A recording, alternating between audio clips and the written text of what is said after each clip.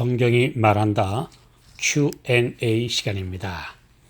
고 이병철 삼성그룹 회장이 임종 전 신과 신앙에 관한 24가지 질문을 했는데요.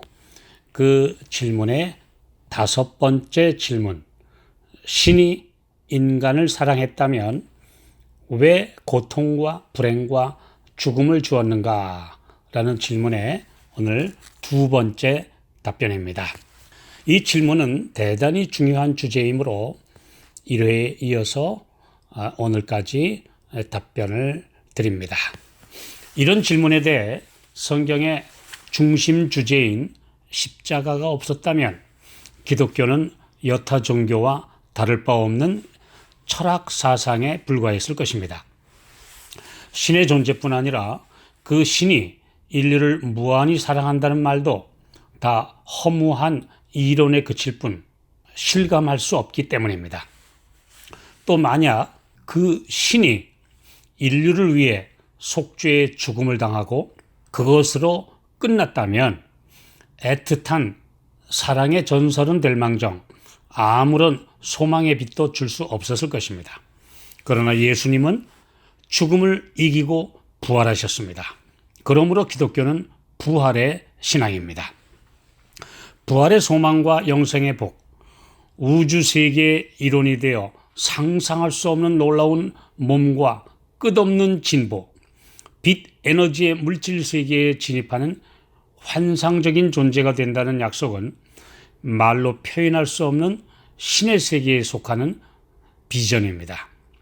과학이 발달할수록 우주와 생명의 신비에 대해 더 많은 정보가 펼쳐지면서 이 세상이 다가 아니라 저 너머의 또 다른 세계에 대한 지식도 희미하게나마 더 우리 앞에 열려지고 있습니다. 신이 인간이 되셔서 십자가의 죽음으로 인류의 죄를 속죄하사 무죄한 사람들로 새 삶을 살게 하셨고 그분이 부활하셔서 다시 창조주의 위치에 앉아 계시기 때문에 그분의 약속대로 믿음을 가진 성도들이 부활의 소망을 가지고 평안한 마음으로 죽음을 맞을 수 있게 되었습니다. 하나님의 사랑과 그분의 복된 약속을 한 구절로 요약한 성경절이 우리 모든 분들이 잘 아시는 요한복음 3장 16절입니다. 하나님이 세상을 이처럼 사랑하사 독생자를 주셨으니 이는 저를 믿는 자마다 멸망치 않고 영생을 얻게 하려 하심이니라. 인류의 모든 고통과 질병, 이 죽음은 다 죄로 인한 것입니다. 인류가 마귀의 유혹에 넘어가 타락한 것에 대해 자유라는 고귀한 가치를 주신 하나님 때문이라고 원망해서는 안 됩니다. 그 자유 선택권이 없다면 인간이 하나님의 무한하심이라는 목표까지 결코 올라갈 수 없는 꼭두각시 같은 존재, 이성적 판단이 없는 동물과 같은 수준에 머무를 수밖에 없기 때문입니다. 또 죄와 벌이라는 이런 주제를 생각해 볼 때 그 잔혹한 결과는 자연적인 결과와 심판에 의한 형벌로 구분할 수 있습니다. 그런데 사람들은 심판에 의한 형벌을 하나님이 자의로 내리시는 것으로 오해합니다. 그러나 법과 질서에 의해 유지되는 사회에서 그런 생각은 잘못된 사상입니다. 하나님이 사람을 죽인다, 심판하신다 라고 생각하는데요. 분명히 우리는 하나님이 만드신 질서에 의해서 죄 지은 죄인이 죽는다는 사실을 이해하셔야 합니다. 예를 들어 살인자가 사형을 언도받고 집행되는 것은 공권력의 집행이지 검사 또는 판사나 사형 집행인이 임의로 하는 것이 아닙니다. 법치국가에서는 대법원장이나 대통령도 임의로 할 수 없습니다. 모두가 합의해서 만든 국가의 법과 질서에 의해 이루어지는 것입니다. 하나님께서도 절대 왕정 시대의 독재자처럼 임의로 피조물을 벌하시거나 죽이시지 않습니다. 우주의 질서인 법에 따라 처리하십니다. 그러나 그분의 또 절대 속성인 사랑, 즉 자비가 죄인을 위해 탄원하고 용서하시되 무조건이 아니라 그분의 십자가의 죽으심으로 대신 그 죄값을 갚아주셨고 그 십자가 덕분에 죄인이 살 수 있는 것입니다. 성경은 이렇게 정확한 논리에 의해서 우리에게 설명해 주고 있습니다. 시편 85편 10절 긍휼과 진리가 같이 만나고 의와 화평이 서로 입맞추었으며 십자가는 공의 즉 법 그리고 사랑 즉 자비 용서 이것이 온 우주에 증명되는 현장입니다. 죄는 반드시 죽음의 형벌을 받아야 한다는 사실 공의.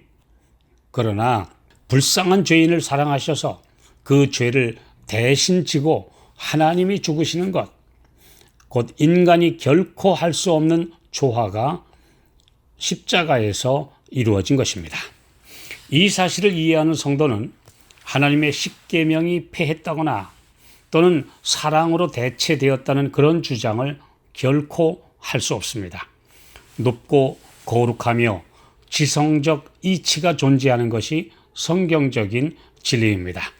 우리의 이해력이 증가할수록 더 신비하고 감동을 주는 사랑의 이야기가 끝없이 펼쳐지는 구속의 드라마입니다.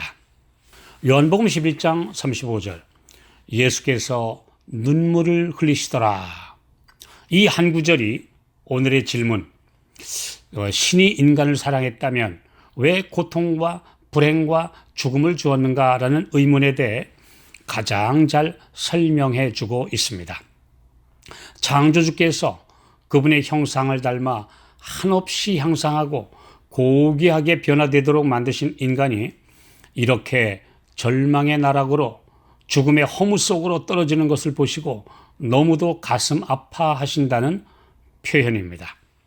그분은 오늘도 하루에 약 8,000명씩 매일 죽어가는 현실에 안타까워하고 계시며 코로나 팬데믹으로 온 인류가 고통스러워하고 이에 걸릴세라 겁먹고 살아가는 현실에 눈물 흘리고 계신다는 말씀입니다. 하나님께서는 이 고통의 역사를 속히 끝내시기 위해 구속의 시간표를 성경을 통해 공개하셨습니다. 나훔 1장 9절 너희가 여호와를 대하여 무엇을 꾀하느냐 그가 온전히 멸하시리니 재난이 다시 일어나지 아니하리라.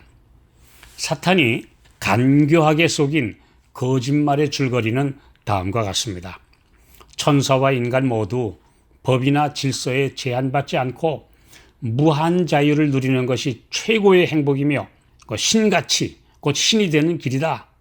하나님이 하지 말라는 법을 두신 것은 다 우리를 노예로 만들려는 계획이다. 제멋대로 사는 것이 무한대의 진보와 행복의 길이다. 이렇게 사탄이 말하는 것입니다. 어떻습니까? 이런 논리가 처음에 그럴듯하고 달콤하게 들리지만 그 결과가 오늘날 이 세상에 이 모양 이 꼴이 되지 않았습니까? 죄라는 바이러스가 무한대로 증식되고 전파되어 지옥의 구렁텅이로 모든 죄인들을 빠뜨리지 않았습니까? 이런 사탄의 거짓과 정체가 이제 온 우주에 다 드러났습니다.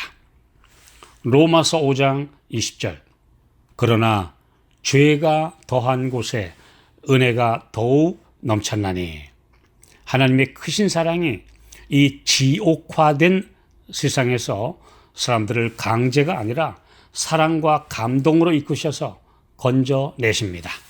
그리고 치유와 회복을 통해 다시 새 사람으로 만드십니다. 이것이 구속의 목적이며 지금도 진행되고 있는 새 역사입니다. 구원받은 성도들이 타락한 천사들의 자리를 대신 채우는 이 놀라운 계획이 이제 완성되고 있습니다.